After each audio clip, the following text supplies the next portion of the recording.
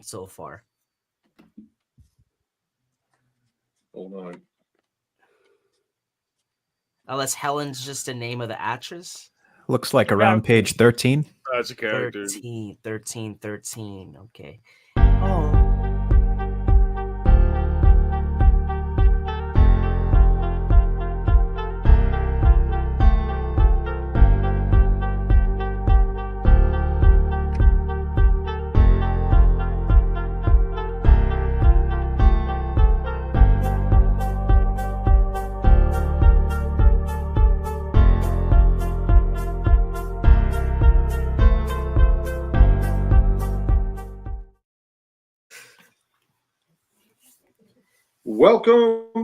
Welcome to Murder, Love, and Comedy.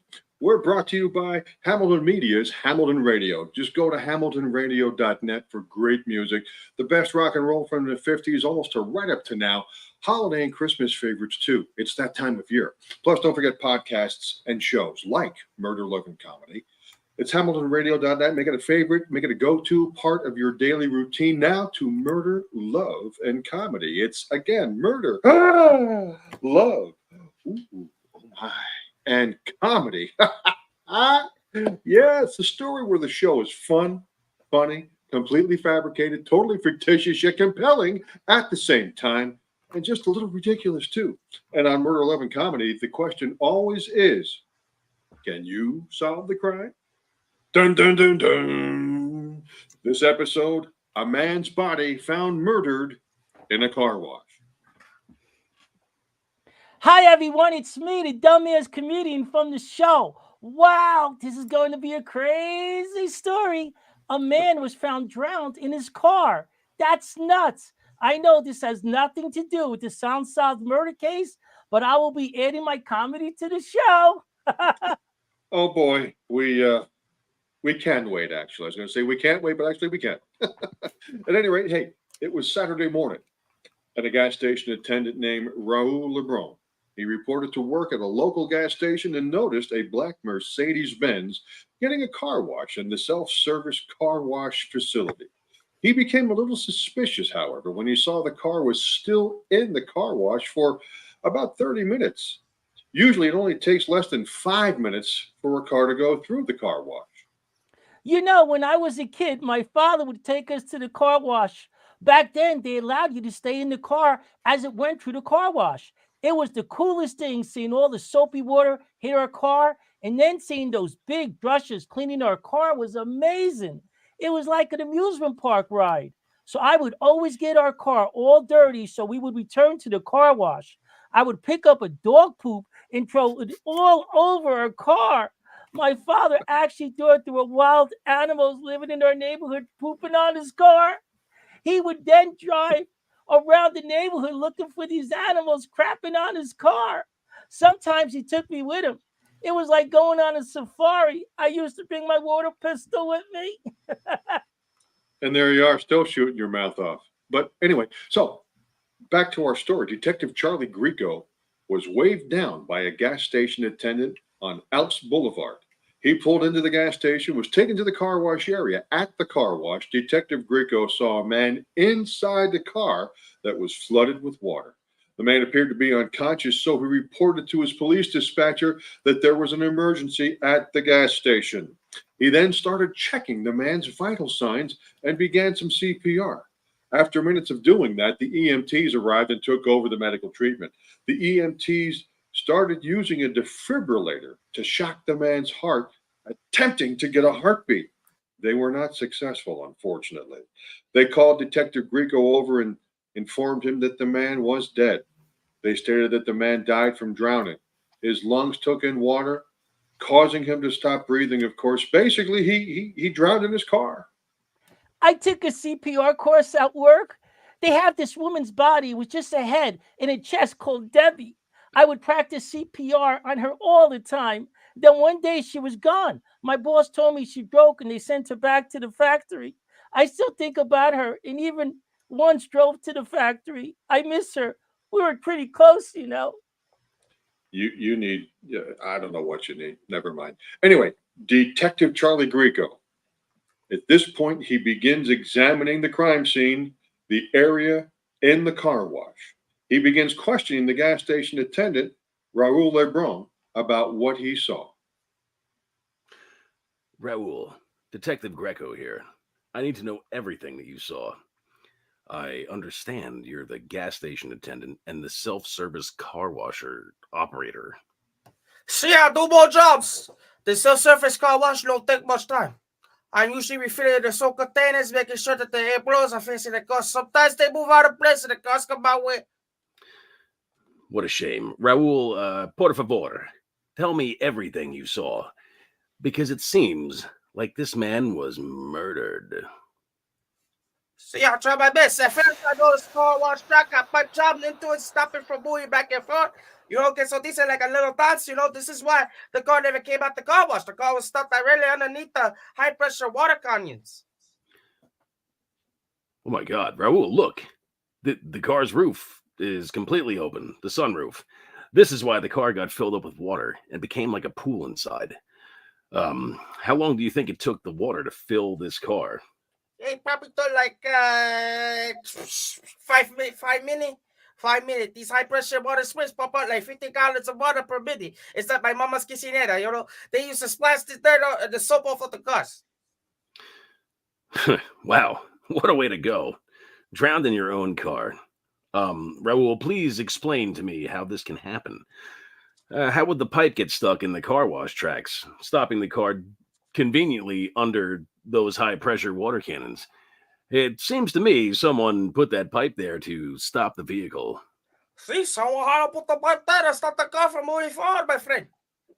When I walked over to the car wash garage, I saw the car was stopped directly under those high-pressure, como se dice, agua sprays. I yelled out to the driver, but no one. I said, Oye, aqua. Then I turned to the red emergency button, boom, boom, boom, on the front wall. They shut the car wash off. I kept yelling out for the driver, Oye, water, aqua.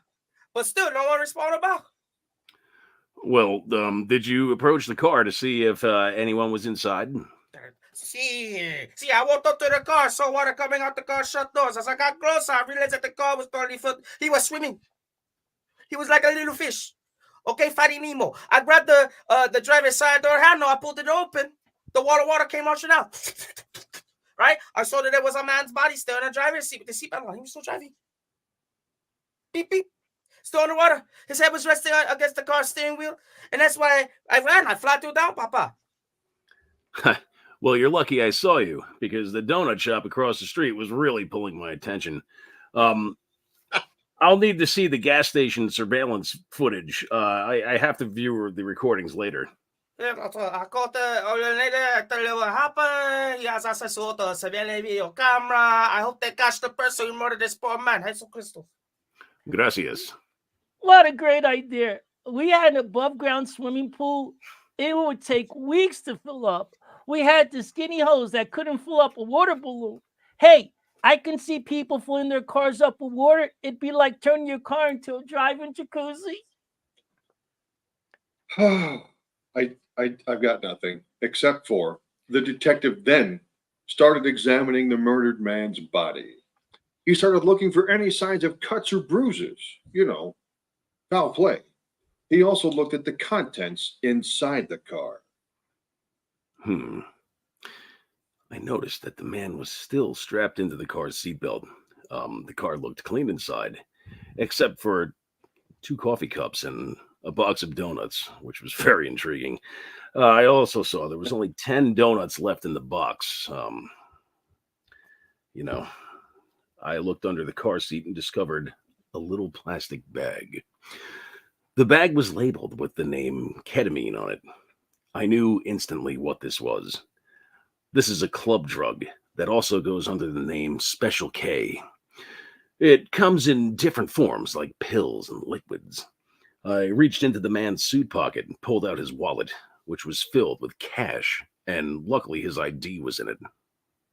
You like donuts? Not me. They're not the same. The other day I bought a jelly donut from this donut store, and I swear there was no jelly in it. Where's the jelly? Where's the jelly? I think the donut store manager is on drugs and eats all the jelly because there's never any in my donut.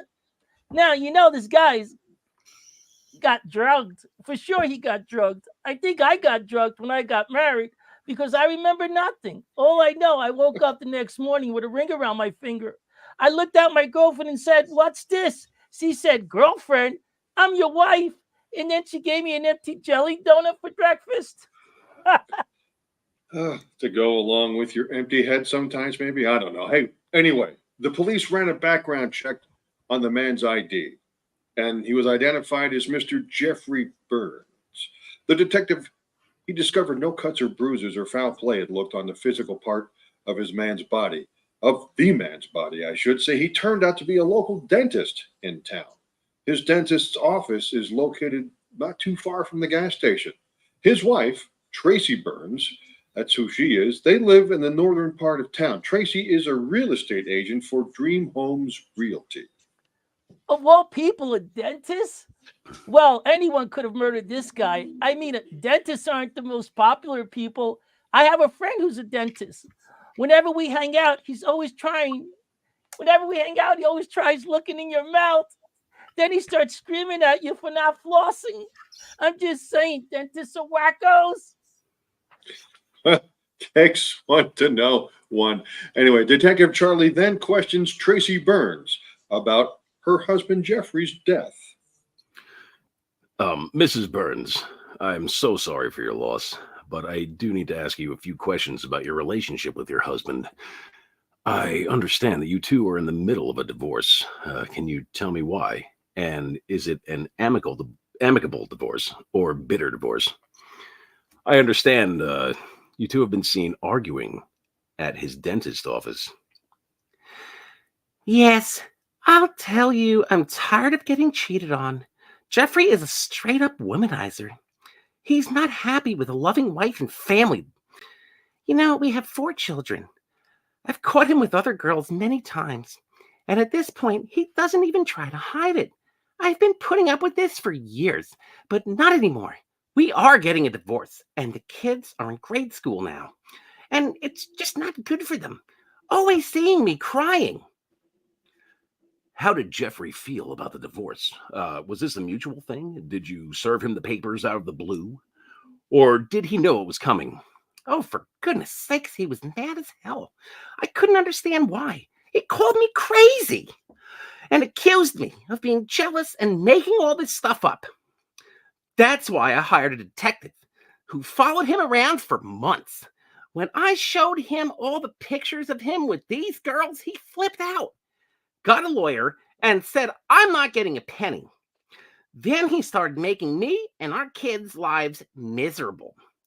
He started yelling at the kids and stopped being a father. He refused to pay their school tuition. So I had to take them out of private school and put them into a nasty public school with all kinds of ne'er-do-wells and bad kids. Jesus. He even canceled our family vacation. The kids were so disappointed about not going on the cruise. What did Jeffrey mean when he said you weren't going to get a penny from the divorce? Because my wife took me to the cleaners when we got divorced, and I'm still paying her alimony. Well, unfortunately, Jeffrey had me sign a prenup before we got married. He inherited his huge dental practice from his dad before we got married. It's worth millions. So, since he got served with divorce papers, he totally cut us off. He stopped paying all our bills, and we're only surviving on my real estate commission checks and credit cards. All of the gas station, well, not the attendants, but the surveillance video cameras actually were viewed by Detective Charlie Grieco. After viewing these surveillance video cameras, he tells the gas station owner what the videos may have revealed. The video footage shows Mr. Jeffrey Burns left the donut shop drive-thru located directly across the street and pulled into the gas station.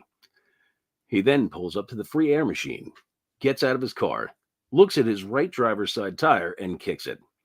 As he walks up to the air machine, a man approaches his car. They start conversating, and he hands the man the air hose. The man then fills up all of his tires. He then puts his hand out, expecting a tip. Jeffrey hands the man some change. The man seems mad and throws it at him. He then throws the air hose at him as well and walks away, giving him the finger. I mean, this tire air pressure is frustrating. Whenever it gets cold outside, my air pressure gauge goes on telling me my tires are low on air. Who keeps stealing all my air? Just once, I'd like to catch this thief. Do you know why these air machines are free? Because it's a lot of work putting air in your car tires. All the gas attendants notice. That's why you see them laughing whenever someone pulls up to the air machine. I have OCD, so it takes me hours to get that air needle gauge to read 35 pounds. I just keep putting air in my tires, then taking it out. It drives me crazy. The surveillance footage also shows another car that pulls into the gas station and parks next to Mr. Burns' car. A woman gets out of the car and gets into his. They seem to be talking for more than half an hour. Then they both get out of the car, holding coffee cups, and continue talking while standing by the vehicles. Jeffrey then reaches into his car, takes 2 donuts out, and they both start eating and continue talking. The woman then proceeds to throw her coffee all over him and runs to her car. She gets in and drives off. Wow, she didn't throw the donut at him, did she? You know, she wasn't going to waste a good donut. My wife once threw a frozen chicken at me. We asked people to come over for a barbecue. When they came over, I asked my wife to get the chicken. She asked me where it was. I said in the freezer. She said, you can't put frozen chicken on the barbecue grill. I said, yes, I can. Just give it to me. So she then threw it at my head. To this day, I can't eat chicken wings. I keep thinking of that frozen chicken flying towards my head. Upon further inspection, I also noticed from the surveillance footage, as the woman's car pulled out of the gas station, another car pulled away from the gas pumps and followed her. I find it suspicious because the driver didn't get gas, and the person inside the car seemed to be looking at the woman with binoculars. Yes, we got a stalker. These days, people are so nosy. Whenever I go food shopping, I know security keeps following me around the store. Ever since that grape incident, I went to the 10 items or less express lane to be checked out, and then the cashier yelled at me and told me to get out of the line. She said this line is for 10 items or less. I yelled out, I'm buying a bag of grapes. Additionally, I was able to identify all of the people in the surveillance footage. I identified the person's car who was looking at them with binoculars by catching the car's license plate number.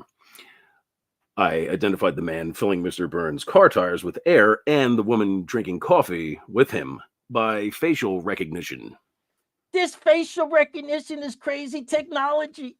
Me and the wife came off a cruise ship and were walking toward these security cameras. Her picture popped up with her name underneath. My picture popped up with a big red alert mark. Security then gave me a bill and said my face broke their camera.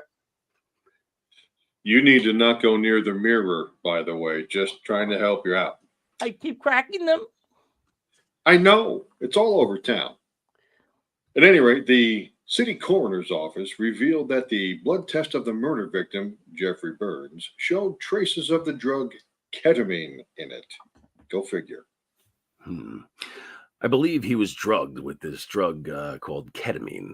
I assure you, the murderer then drove his car into the car wash, put him in the driver's seat and belted him in, then opened the sunroof, turned on the car wash, and jammed up the track with the metal pipe. Can you believe this stuff? That drug could have been put in his coffee or donut. This is why I never send my food back to the cook who messes it up. I once ordered a well-done steak, and they gave me a rare one. So I sent it back to be cooked more. They brought it back to me covered with hair. I thought it was wearing a wig. Jeez, that's nasty.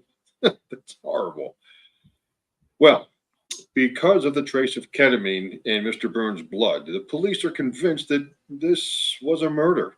So the detective pulls in the four suspects for questioning. The first suspect questioned by Detective Grieco was Bill Miller, the man who filled Jeffrey Burns' car tires with air. Hello, Mr. Miller. Detective Greco here. Can you tell me where you're currently residing? Well, I'm currently homeless, living in a state shelter facility by St. Michael's Church. I gather cans and plastic bottles all day and sell them for money. I also clean restaurants' front windows for their leftover food to eat. So, you're living at the Parker Community Shelter, correct? Yes, there's always a clean bed and hot soup there, but I have to check in by 7 p.m. or else all the beds are taken. There are only so many beds, you know. So, where do you sleep if all the beds are filled? Well, that's when being homeless sucks. Any empty alleyway then becomes my bedroom, pretty much. Sometimes I sleep in the car wash bathroom. I lock the door, so at least it's safer than an alleyway. This way, the dinosaurs can't hurt me. There's a T-Rex out there that keeps chasing me. Well, the surveillance footage shows you giving Mr. Burns, the murder victim, the middle finger. Were you angry with him? Yes, mad as hell. I filled all his car tires with air, and he gave me 60 cents. Took advantage of me. So I threw the change at him and left. I wanted to come back later to pick it up, but that T-Rex, man, I'll tell you, he was right there waiting for me. Hope the dinosaur ate him. Me too. Well, then, how about that? The second suspect questioned by Detective Grieco was the woman who got in Mr. Jeffrey Burns' car and threw the cup of coffee at him ultimately. She was identified as Helen Turner, Dr. Burns' dental assistant. Mrs. Turner, I saw you in the surveillance footage throwing coffee on Mr. Burns, the victim in this case. Can you tell me why you did this? Yes, I did throw coffee at him. I've been working for Jeffrey for the past few years. I just got divorced from 10-year marriage with that man. My ex-husband is Larry, who owns the local car dealership. I met Jeffrey when he came to the car dealership and bought a car for my husband. I was unemployed at the time, and he offered me a job at the dentist's office. We worked very closely together for years and fell in love. But aren't you two both married with families? It didn't bother you in any way that he had a wife and kids? We both have families. That's why I left my husband Larry for him. I didn't want to hurt anybody. I thought we had a future together and could start a new family. Until he broke up with me that morning. That's when I realized I was just being used. So I threw my coffee all over him. That's when he fired me. So I told him to get about my life. You go, girl. But did he tell you Word. why he broke up with you? I understand he's a bit of a womanizer, and his wife was divorcing him because he constantly cheated on her. I knew all that. My husband even told me about Jeffrey's cheating reputation. Everyone warned me about him and said he was just going to use me for hanky-panky. I just wouldn't listen. But that day I asked him why he was breaking up with me, and he said he couldn't financially afford leaving his wife. He would lose everything. Her lawyer found a way to go after his dentist practice that he inherited from his dad. I was so mad at him. He ruined my life and valued that central practice more than me. To the third suspect now, Jeffrey Burns' wife, Tracy Burns. These two have been in the process of a bitter divorce. Tracy, we spoke earlier. I did see you, however, in the surveillance footage spying on your husband and following Helen Turner's car as she pulled out of the gas station. Yes, I followed my husband, Larry, around everywhere and spied on him. Even purchased binoculars to see him. I know where he goes because I even put a tracking device in his car that I bought from a spy store. Oh, Jesus. I just couldn't believe he was cheating on me with Helen Turner, his dental assistant. I followed her for a while and wanted to scream at her, but instead I went back to the car wash to tell my husband I was getting a divorce and to speak to the manager. Why were you stalking him? It's obvious because I knew he was cheating on me. I just needed to catch him myself. I wanted evidence to divorce him and take him for everything he has. Were you aware of his affair with Mrs. Turner? Well, honestly, I was shocked to see her meeting him at the car wash.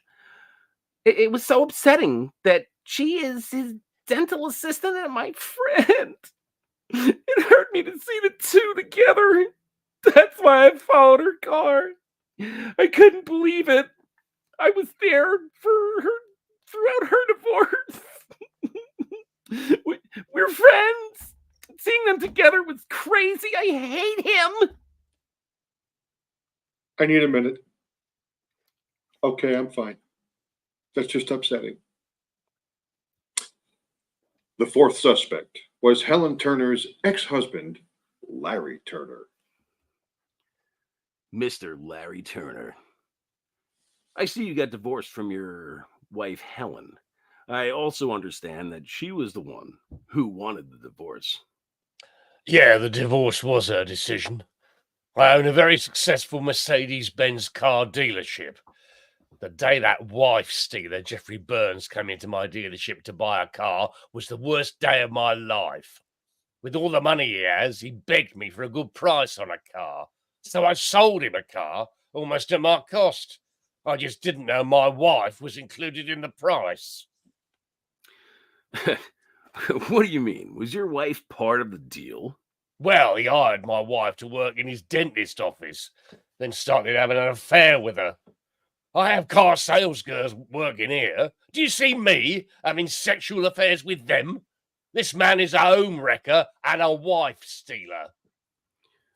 Well, you are aware that it takes two to tango, correct? I mean, your wife cheated on you with him. Well, how could I compete with him? I was a grease monkey mechanic for years. I just got lucky and inherited money, enough to buy this car dealership. My wife is a college girl, so she's always embarrassed by me. Look at my rough hands. Everyone knows Jeffrey Burns is a womanizer. He cheats on his poor wife, Tracy, all the time. Can you believe it? My wife left me for him. Who knows what he was telling her? But one day, he will get what's coming to him. Let's just say he messed with the wrong husband. Like they say, every dog has its day, and one day I will get my revenge. Well, this murder case is still unsolved, I understand. No one yet has been charged with the murder. Who do you think murdered the dentist? You know, Dr. Jeffrey Burns, the guy in the car, in the water, drowned. Was it Raul Lebron, the gas station attendant? Was it Bill Miller, the homeless fellow? Was it Tracy Burns, Dr. Burns' soon-to-be ex-wife? Was it Helen Turner, who was having an affair with Dr. Jeffrey Burns and divorced her husband Larry to be with him? Or was it Helen's ex-husband Larry Turner? Maybe he wanted revenge against Jeffrey for stealing his wife away. Well, this is a crazy murder. First, let's talk about his wife, Tracy Burns. She suspected her husband was cheating. She was spying on him. She even used a tracking device she brought from a spy store. She must have been upset and angry when she saw him meeting up with his dental assistant, Helen Turner. Maybe that's when she got so angry and lost it. She could have confronted her husband and while talking, slipped the knockout drug into his coffee, then tried to hide his body in the car wash. Maybe she didn't mean to murder him, but just wanted to wet his ass and ruin his car. That's why she opened the sunroof to let the water in. That really doesn't make a whole lot of sense. How can a woman just lose it and go crazy like that? Well, no, wait, hold on. Well, go ahead, ask my wife. She would have taken Jeffrey out with a frozen chicken. Now, Helen Turner, who's Jeffrey's dental assistant, well, she got divorced from her husband, Larry, and threw her marriage away just to be with this guy.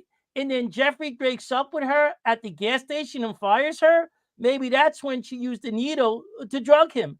A dental office has drugs and needles to knock patients out, you know. She could have lost it and shot him with that needle filled with that drug. And once she drugged him, she put him in his car and drove the car into the car wash. Or she could have gotten mad at him for giving her a jelly donut without jelly in it. Who knows? Oh, I know that boy. drives me crazy. Can we let the jelly donut situation go? Well, okay.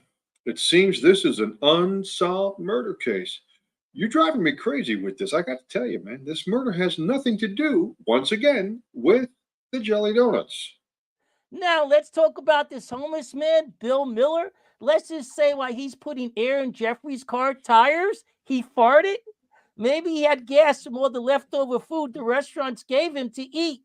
Jeffrey passes out because of that smelly fart, and Bill puts him in his car, then drives the car into the car wash to protect Jeffrey from the T-Rex dinosaur. But instead, the car gets flooded and drowns Jeffrey. Okay, so that's who you think murdered Jeffrey Burns? Bill the farter? What? I'm just saying, what could have happened? Now that car dealer Larry Turner also has a great motive for killing him. Jeffrey stole his wife. Can you imagine buying a car and getting a hot wife with it? This guy knows how to negotiate. When I bought a new car, they took everything from me. I walked out of that car dealership in my underwear. They took all my money and my clothes, but they left me my underwear because they had a huge skid mark on them. I had Mexican food for lunch. But he didn't do it. He wouldn't ruin a car by flooding it with water. That would cause the resale value to go down. Why do you think like that? Like you know anything about a car? Last week I saw that you were still riding your mom's bike to work. Well, at least I'm getting exercise. Uh, So here's who I think murdered Jeffrey Barnes. It was the gas attendant Raul Labron, because he got spooked when he saw Tracy Barnes looking at the gas station with those binoculars. He thought they were coming after him for not having a green card. Maybe he has legal issues. Who knows? He could have thought Jeffrey was an undercover law enforcement agent and Helen Turner was his partner. After all, they were drinking coffee and eating donuts. That's like the biggest clue of being a cop. Once Helen drove her car out of the gas station, Raul panicked and drugged Jeffrey Burns with some of the leftover date drug he uses at dance clubs. Then he drove the car into the car wash to hide it. Later, when he went to check on the car in the car wash, he saw that the man drowned in the car. And that's when he flagged down a passing cop car, pretending like he didn't do anything. There you go. okay, so basically, you pretty much have no idea what happened. Check you out again talking all this nonsense. It's true. You're just a dumbass. Who you calling a dumbass? This episode, Man Drowns in the Car Wash, has come to you from the MLC and Double H studios with talent spanning the globe to bring you a constant variety of top characters. On this show, you heard Joel Emile. He's the writer of the show and also plays Joel the dumbass comedian all the time, telling that crazy story like he does. Ryan Evans played Detective Charlie Grieco, and I think he played Tracy Burns as well. Yes, he did. Thank you, Brian. James Malcolm played Bill Miller. Ian, he played Helen Turner. Oh, my. John Martin played Larry Turner. And big thanks to Ian as well for playing Raul Lebron. Okay. Also, huge thanks to our friend Gino DiPiero of Hamilton Radio. He's our show producer and engineer. And for me, I'm your host and your narrator, John Thielon. Yeah. That's our show for tonight. We hope you've enjoyed it. Stay tuned. Come back for more shows, more fun, and more murder. And remember, the question always is, can you solve the crime? Dun, dun, dun, dun. Listen to Murder, Love, and Comedy on HamiltonRadio.net. And speaking of HamiltonRadio.net, stick around. Stick around because it's Chance's Chat coming up next at 8:30 Eastern. It's topical talk with topics from all around the world, around the country, around town, and fun musical moments too. Chance's Chat tonight, 8:30 Eastern on HamiltonRadio.net. Murder, Love, and Comedy.